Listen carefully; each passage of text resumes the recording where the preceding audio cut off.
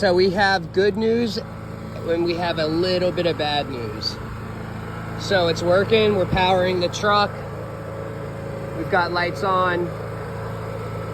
And it's just fine like that. The little bit of bad news.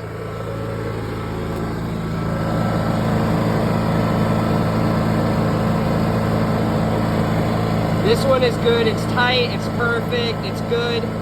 This one, that outlet, if you look on your on the generator frame, you see that rust?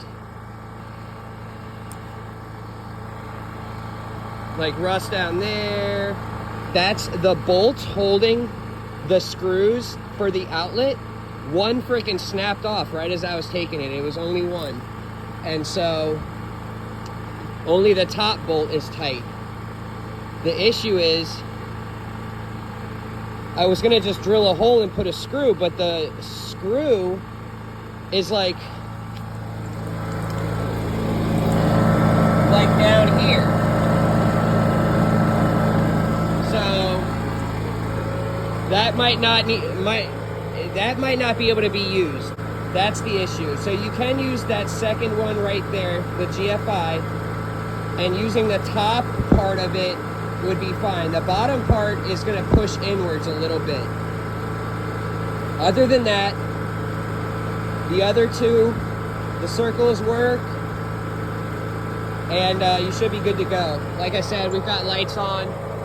I'm going to unplug, replug it in back to the service, the utility line, and let me know what you think. Also, from observation, you see how you've got this at such an angle?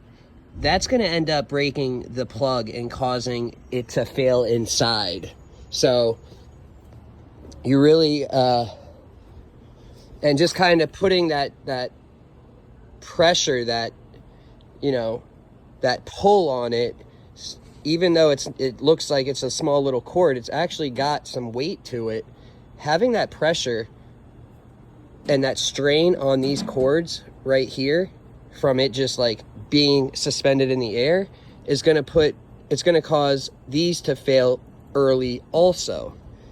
So, and be careful, you know, this is happening because of how you're hooking it up like this.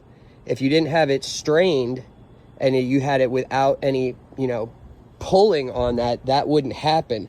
That's a hazard, man. You got to be careful, because if it somehow over time, you know, breaks through there from it being pinched and because of the pressure, and you just grab it and end up a wire pokes out, you're gonna get shocked. So keep that in mind. But that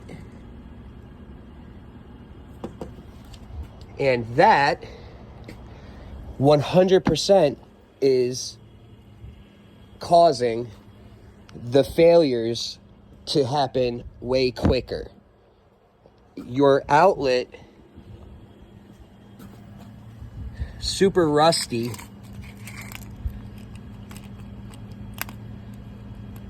Look at the bolts. So it was good that we replaced these. I plugged in to the generator and to your truck. I sent you a video already. Things turned on.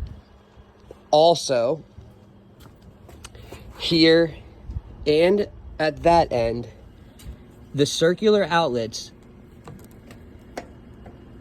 have the slightest twist. You do want to twist it to lock it in place. It has to do with making the correct connection also. Think about it. When you insert it, you're inserting the 4 prongs right here. And if this is made to twist, obviously the prongs, you know, the 4 prongs are twisting also. And so since it's obviously made for that, if you're not twisting it, you're going to be basically like basically touching the contacts. This contact touching that contact is going to be like halfway, instead of when you twist it, you're going to twist it and it'll fully cover all of the contacts. Keep that in mind. Let me see.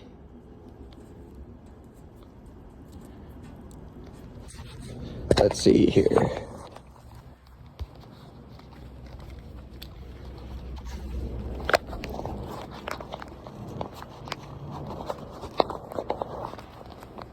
So look, I loosened it already. Watch. So you do this on both sides, always.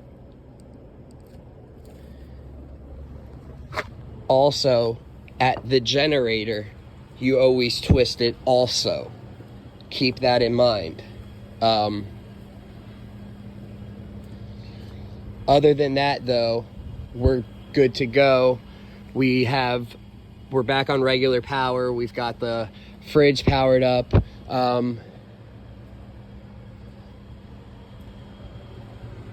And that should be it.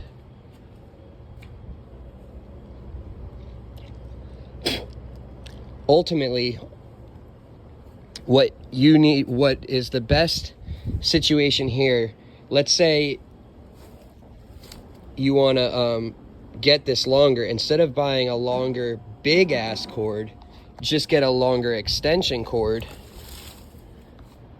I mean, you have enough to let it sit on the ground. I understand that if it rains, that's probably why you don't want it to be sitting there.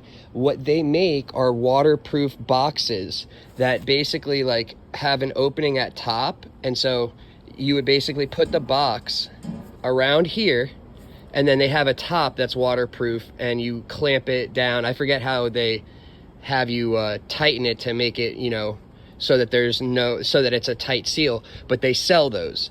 And so keep that in mind. Because this is, you know,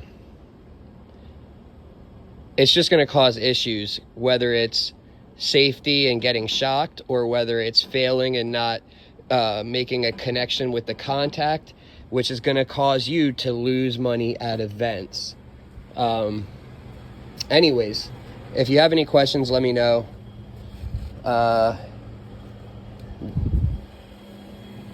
That unit's getting rusty inside.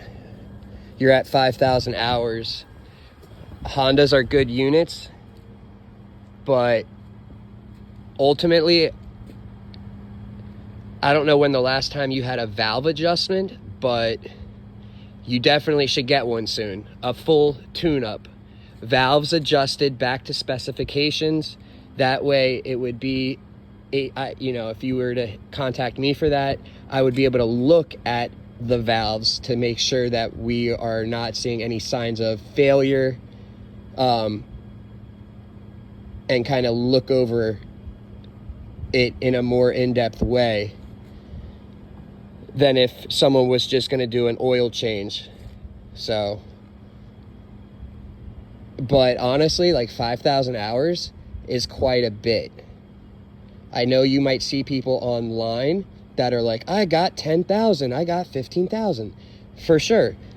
It all depends. It's just, you know, luck. It all depends on how much you service this and take care of it, and changing the oil consistently. That's so important because there's no oil filter. And so when the oil gets dirty, you're basically using dirty lubrication to lubricate your metal parts.